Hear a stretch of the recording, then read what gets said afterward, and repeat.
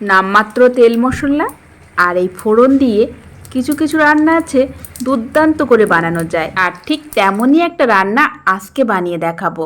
দেখুন তো, লাউ আর মাছ আপনারা কখনো এভাবে রান্না করেছেন কি না? প্রথমেই আমি কড়াইয়ে দিয়ে দিলাম সরিষার তেল। তেলটা একটু গরম হয়ে এলে এখন আমি এখানে দিয়ে দেব মাছগুলোকে আগে থেকে লবণ হলুদ মাখিয়ে রেখেছিলাম।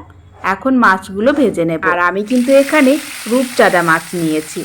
আপনারা যে কোনো বড় সাইজের মাছ কিংবা মিডিয়াম ছোট সাইজের মাছ দিয়েও এই লাউটা রান্না করতে পারেন। মাছগুলোকে বেশ লাল লাল করে ভেজে নিলাম। এখন মাছগুলো তুলে নিচ্ছি। মাছগুলো ভেজে তুলে নেওয়ার পর এখন ওই তেলে দিয়ে দিলাম গোটা জিরে আর দুটো মিডিয়াম সাইজের আলু এরকম গোটা গোটা করে কেটে নিয়েছি। সেই আলুগুলো এখন ওই তেলে ভেজে নিলাম। আলুটা ভেজে নিয়ে এখন দিয়ে দিচ্ছি আদা আর জিরা বাটা। আদা জিরা বাটা দিয়ে এখন আলুটাকে ভালো করে একটু কষিয়ে নিলাম।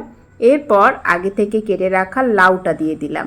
লাউটা দিয়ে এখন ভালো করে সব কিছু এভাবে মিশিয়ে নিতে হবে। এই পর্যায়ে দিয়ে দিচ্ছি স্বাদ মতো লবণ আর পরিমাণ মতো হলুদের গুঁড়ো। কয়েকটা কাঁচা লঙ্কা দিয়ে দিলাম। দিয়ে আবারও সব কিছু ভালো করে মিশিয়ে নিলাম। হাই ফ্লেমে জাল করে নেব প্রায় 4 থেকে 5 মিনিটের মতো। 4-5 মিনিট পর লাউটা বেশ ভালো করে কষানো হয়ে গেলে এরপর আমি এখানে দিয়ে দেব পরিমাণ মতো জল। আর এই রান্নাটা কিন্তু একেবারে শুকনো শুকনো খেতে ভালো লাগবে না, একটু ঝোল ঝোল রাখলে লাউটা খেতে অনেক টেস্টি হবে। তাই আমি এখানে প্রায় 1.5 গ্লাসের মতো জল দিয়ে দিলাম। দিয়ে সব কিছু ভালো করে নাড়াচাড়া করে আবারও বেশ কিছুক্ষণ জাল করে নেব। আর এভাবে জাল করতে করতে যখন লাউয়ের জলটা ফুটে উঠবে তখন আমি এখানে দিয়ে দেব মাছ। আর তার আগে আমি দেখে নিচ্ছি লাউটা ভালোভাবে সিদ্ধ হয়ে গেছে কি না। তো লাউটা ভালোভাবে সিদ্ধ হয়ে গেছে। এখন আগে থেকে ভেজে রাখা মাছগুলো দিয়ে দিলাম। মাছগুলো দিয়ে ভালো করে একটু নাড়াচাড়া করে নিচ্ছি যাতে ঝোলটা ভালোভাবে মাছের ভিতরে ঢুকে যায়। তো এভাবে আরও 1-2 মিনিটের মতো জাল করে নেব।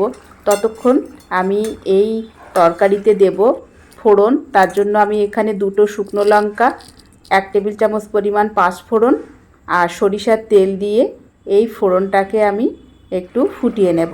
আর এদিকে মাছগুলো দেওয়ার পর আরও 2-3 মিনিটের মতো ঢাকনা দিয়ে জাল করে নিয়েছি। লাউ ভালোভাবে সিদ্ধ হয়ে গেছে।